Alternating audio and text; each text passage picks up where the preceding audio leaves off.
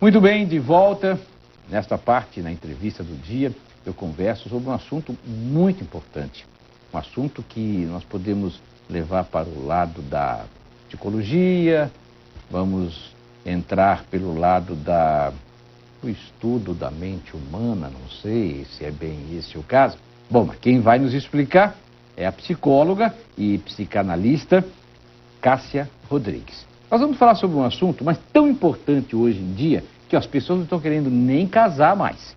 Para que casar? Tá tudo tão liberado aí, não precisa casar mais. Mas e as pessoas que casam? Casam por quê? De que forma? O que é que tem influência na vida do casamento? Ou influindo para que a pessoa se case? Olha como é confuso esse assunto. Vamos ver se a nossa psicóloga nos explica. Bom dia, Cássia. Bom dia. Obrigado pela sua vinda, viu, Cássia? Eu que agradeço. Cássia, você viu que eu falei, e é confuso ainda. Casamento. Como é que você enxerga o casamento atualmente? Eu enxergo o casamento atual no mundo contemporâneo, neoliberal que a gente está vivendo, um casamento totalmente fluido, totalmente líquido, onde é exatamente o que você falou. As pessoas, elas estão casando, já falando assim, se não der certo, separa. O divórcio começou no Brasil em 77, né? Foi a lei, o jurídico do divórcio, começou em 77. Eu penso que até os anos 60, 70, com a revolução, que teve essa revolução, Woodstock, que o mundo todo passou por Woodstock, o casamento era algo mais fidelizado. Nossos pais, eles não tinham pequenas brigas onde eles saíam e um largava o outro.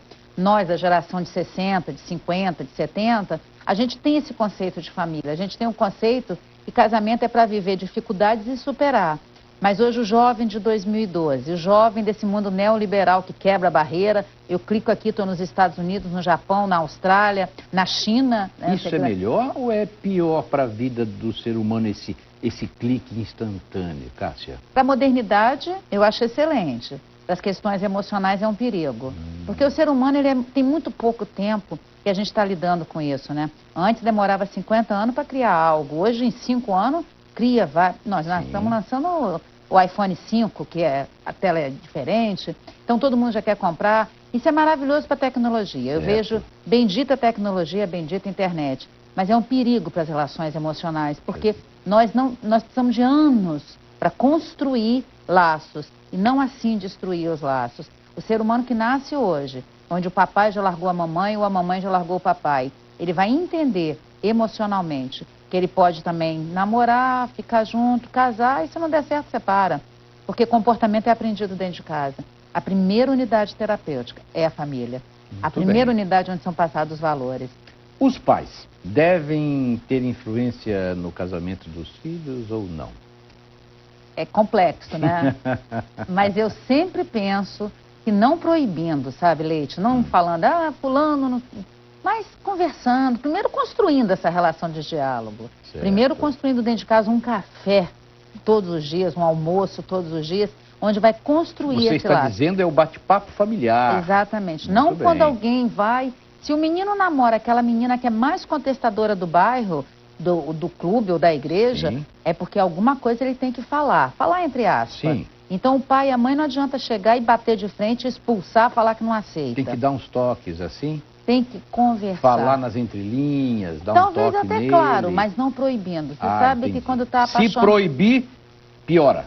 Piora não, todo mundo é apaixonado, a paixão dura 3 anos no máximo, afeta o neurotransmissor, a serotonina. Então, dá um curto-circuito no neurotransmissor, é verdade? Aí a serotonina fala, eu quero, aí a dopamina fala, eu quero.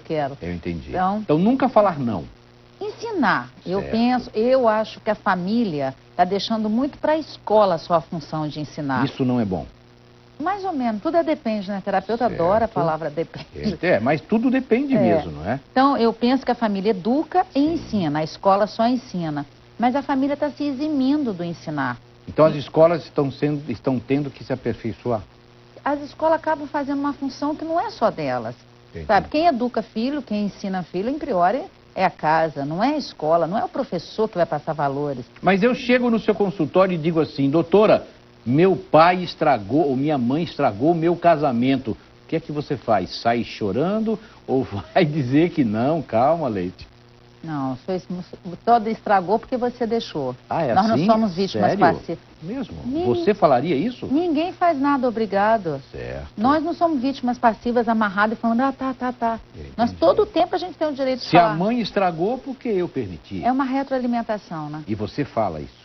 Não tão direto, porque terapia não é diretiva, né? Certo. Mas de uma forma indireta, bota a pessoa para pensar dessa forma.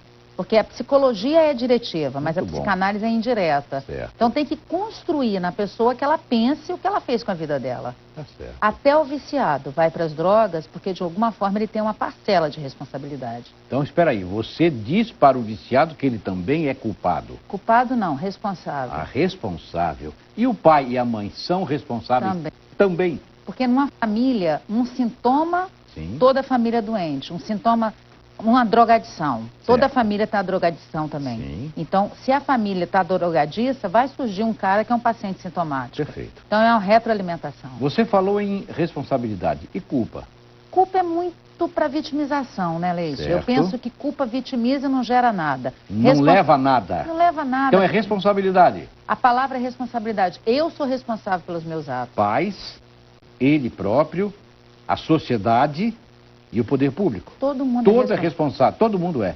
Muito bem. A criança chega para você e diz assim, meu pai não aceita o filho que eu tive porque eu não sou casado. E aí? Existe culpa ou é responsabilidade? Responsabilidade. Por que não aceita? Será que ele não teve fora de alguma situação bem catastrófica e ele teve aquele filho? A criança, quando nasce, é uma vítima passiva, né? Porque no nascimento ela é uma vítima passiva. Mas à medida que ela vai sendo inserida na sociedade, ela vai escolhendo as atitudes que ela pode ou não. Porque senão seria fatalismo, todo filho de bandido seria bandido. Perfeito. Então não é, nada é fatalismo. Nós estamos falando aqui de pais, né? Pais e mães. Quando eu digo pais, é o pai e a mãe, é óbvio, né? Mas quando eu falo de pais, os pais estão no centro da vida dos seus filhos. Ser pai é difícil? É maravilhoso quando você decide que você quer ser pai e mãe. Porque o amor de pai e mãe não é inato, não é instintivo. Mas é difícil. É complicado, é difícil, dá trabalho, é renúncia, é amor altruísta. Muito bem. Mas no final, quando você vê aquele menino com 22 anos que forma em direito, aí você fala, oh, meu filho, aí o olho brilha. No final, quando você vê seu filho com 12 anos, despontando em algum esporte, é maravilhoso. Mas é um trabalho complicado, complexo, que às vezes tem que buscar ajuda no pai, na mãe, na igreja, na sociedade, no terapeuta, que às vezes o terapeuta também vem. A Cássia disse uma coisa que eu acho que é fundamental e eu tive que fazer isso para ter os filhos que eu tenho hoje. A renúncia, para mim, e a responsabilidade são as duas mais importantes formas de você ser pai. Renúncia e responsabilidade. É a dupla dinâmica da criação de um filho. O resto tem que vir junto, mas a responsabilidade e a renúncia da sua vida para você criar uma outra vida é muito importante. É muito complexo, né, Leite? Porque você tem que ter o amor altruísta que faz renunciar. Os pais egoístas geram os filhos disfuncionais que a sociedade está tendo que, às vezes, ter que aceitar e modificar. Então, o pai tem muita responsabilidade na vida dos filhos, então. Eu creio que muita. Você gostou da conversa? Você pode continuar na sua casa, pode ir a um profissional, pode conversar com seus amigos, mas não deixe de conversar e não esconda as coisas. Eu entendi dessa forma que a Cássia disse. Fale, às vezes, de várias formas, mas não esconda nada. Não varra para baixo do tapete que as coisas podem sair pior do que você pensa. Não é isso, Cássia? Exatamente. É isso aí. Cássia, eu quero te agradecer. Obrigada. Agradecer a sua visita, a sua participação, a sua forma de falar, a sua sinceridade. Eu acho que você deve ter muito sucesso nos casos que você resolve, não é Deus isso mesmo? tem sido maravilhoso. Muito bem. Ah lá, e outra coisa, e Deus junto sempre. É Deus que abre as portas, conosco, né? Isso mesmo. Muito obrigado a Cássia, muito obrigado a Le Chocolatier, um dos chocolates mais gostosos do mundo, que a Cássia vai levar de lembrança, mas vai se deliciar com a Le Chocolatier. Cássia, obrigada. Um abraço, hein? Lindo, hein? Sucesso, hein? Muito obrigado mais uma vez à psicóloga e psicanalista Cássia Rodrigues pela participação no Café com Leite. Muito obrigado a você. Obrigado pelo seu carinho, pela sua participação, também é óbvio, né? E até o próximo programa com fé em Deus. Até lá.